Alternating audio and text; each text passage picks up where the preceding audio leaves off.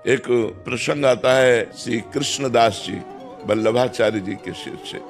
श्रीनाथ जी के लिए सामान लाने के लिए जाया करते थे, भोग की श्रृंगार की सामान लाने जहां भी जाने को मिला। तो आगरा गए हुए थे तो देखा कुछ लोग एकत्रित हैं, भीड़ लगी हुई है। कौतूहल बस वो भी चले गए, क्या हो रहा है। तो देखा वहां वैश्या नृत्य कर रही थी, उसके हाव भाव देखकर बहुत अच्छा लगा। अब वो अपनी सोच में डूब गए, ये सांसारिक व्यक्तियों को रिझा रही है, अगर ये भगवान को रिझाती तो इसका जन्म सार्थक हो जाता।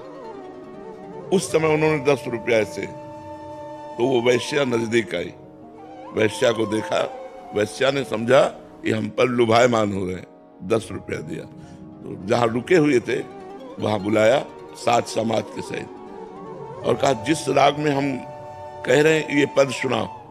वो प्रवीण वैश्या थी, आलाप लेकर के उसी राग में, और जैसे उन्होंने कहा ऐसा अभिनय करो जैसे सामने बादशाह बैठा हो, और बादशाह के सामने जिस लिहाज से नृत्य किया जाता वैसा नृत्य किया।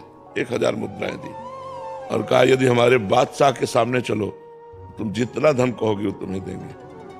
उनके आदमियों को धन दे दिया, उनको हटा दिया और कहा हमारे साथ चलो। अब वो धन की लोभी वैश्या उनके साथ चली आई और समस्त ब्रजमंडल के जो गिरिराज जी के जैसे मानसी गंगा, राधा कुंड, श्याम कुंड, ललिता कुंड, अप्सरा कुंड, सब में स्नान करवाया उसको। और पद ठाकुर जी श्रीनाथ जी का पद याद करवाया उसको और कहा आज मैं अपने बादशाह के सामने ले चल रहा हूं, अगर तू परफेक्ट निकल गई तेरा बेड़ा पार हो जाएगा। जीवन भर के लिए मैं जितनी संपत्ति कहेगी दे देंगे, क्योंकि जानते थे कि बचेगी ही नहीं। श्रीनाथ जी से कहा कृष्णदास जी ने कि हर बार सामान लाता हूं आपके लिए, इस बार एक नई सामान लाया हूं, इसे आप स्वीकार करें। नई सेवा सौंध है। सामने ले गए, कहा नृत्य शुरू कर, और साजबाज अपने समाजियों का, और जे भी नृत्य करके ऐसे किया और ऐसे दृष्टि गई, देखा कोटि कोटि काम को मूर्छित करने वाले ललित त्रिभंगी।